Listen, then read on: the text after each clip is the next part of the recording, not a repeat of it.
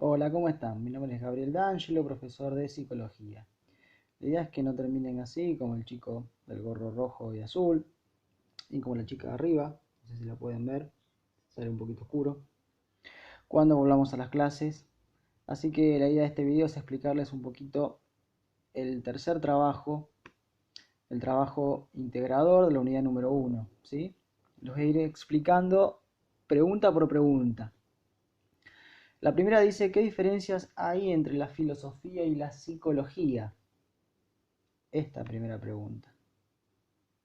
Bien, ¿qué diferencias hay entre la filosofía y la psicología? Esta de acá.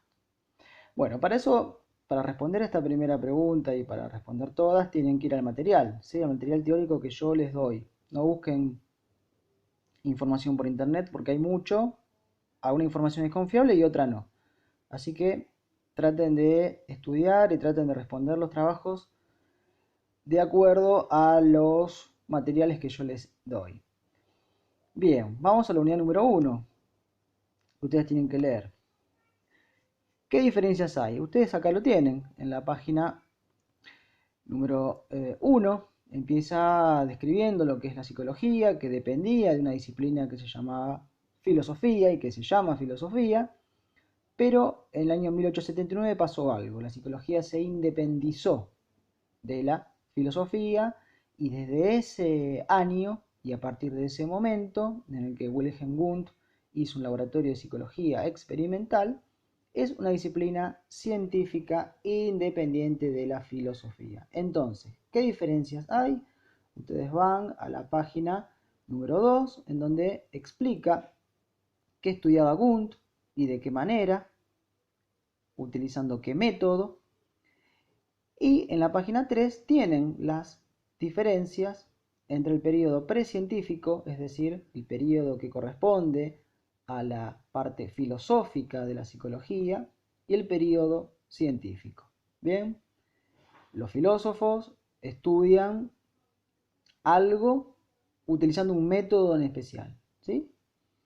En cambio, los psicólogos, a partir de Wundt, empezaron a estudiar con Wundt, por ejemplo, la conciencia, y utilizando otro método distinto.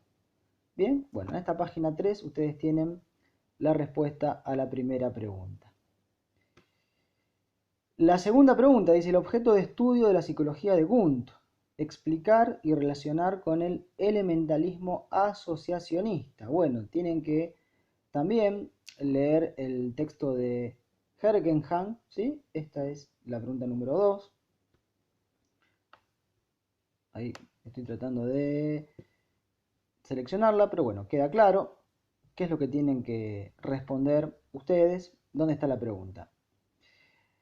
La respuesta a esta pregunta número 2 está en el texto de Hergenham, ¿bien?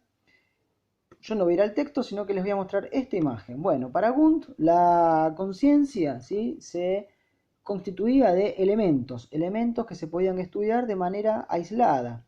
Bien, entonces, utilizando esta imagen podemos pensar, si yo estudio cada uno de los elementos de este rompecabezas de manera aislado, de manera separado del resto, puedo entender cómo funciona el conjunto, ¿sí?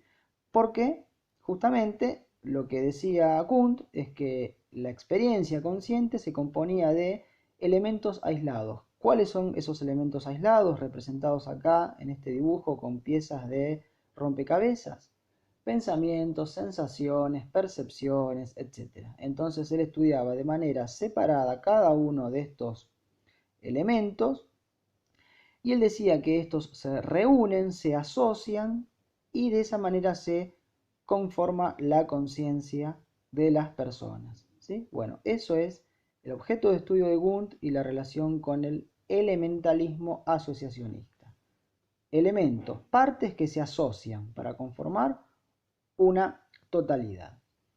Los discípulos de Wundt crearon la teoría de la Gestalt, ¿sí? En la tercera pregunta ustedes tienen que responder acerca de la teoría de la Gestalt. Y les dice justamente lo que plantea esta teoría, que los fenómenos psicológicos son totalidades. Por ejemplo, se debe estudiar una conflictiva familiar trabajando con todos los integrantes de la familia, ¿sí? Si yo soy gestáltico, no puedo entender una situación o un elemento psicológico analizando solamente sus partes, ¿sí? Por ejemplo, miren esta imagen,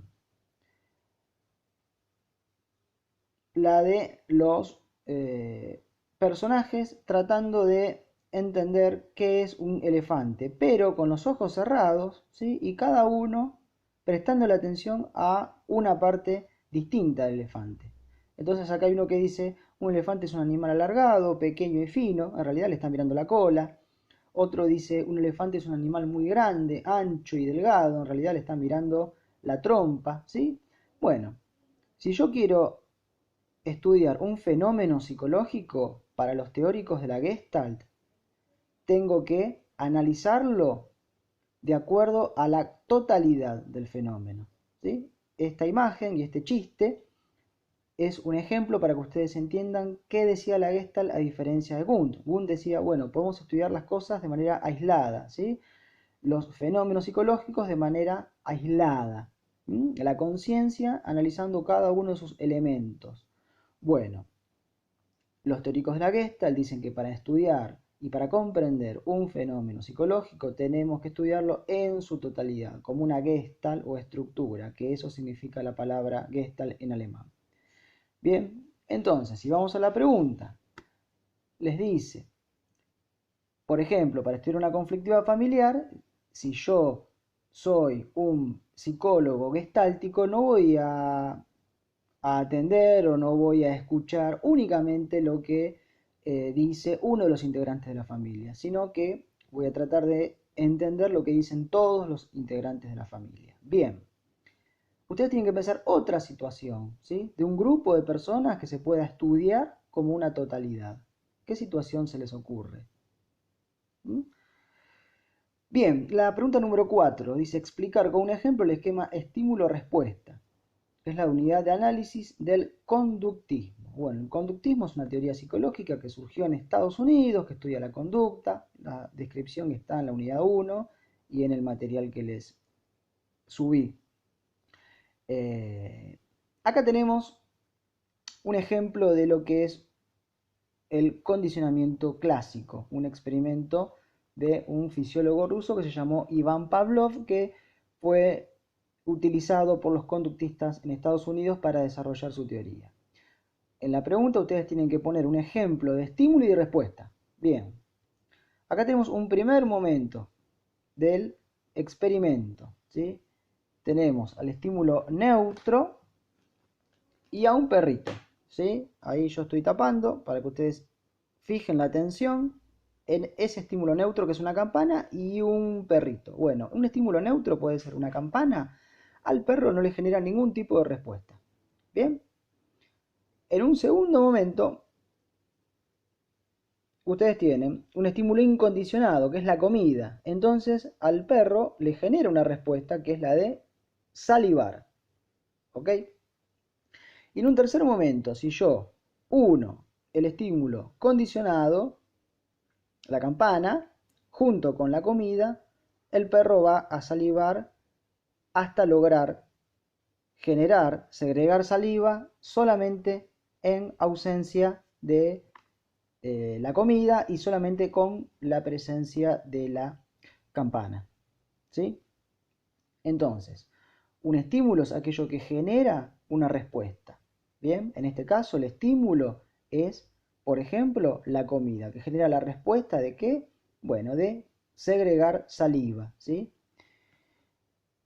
Lo que explica este experimento es que cuando se suma un estímulo incondicionado junto con un estímulo neutro, este estímulo neutro, la campana, se transforma en condicionado. Bien, lo que ustedes tienen que hacer es pensar algún ejemplo de estímulo de algo que genere una respuesta. ¿Cuál sería el estímulo y cuál sería la respuesta? ¿Está bien?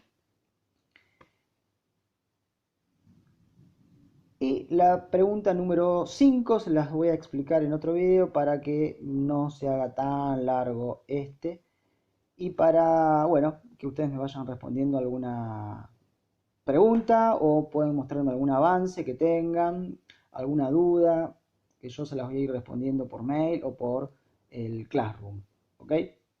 Bueno, por el momento esto fue todo. Nos vemos. Hasta luego. Nos vemos, chicos. Espero verlos pronto. Cuídense mucho y mándenme todas las preguntas y comentarios que tengan al mail o al Classroom. Que estén bien. Un beso.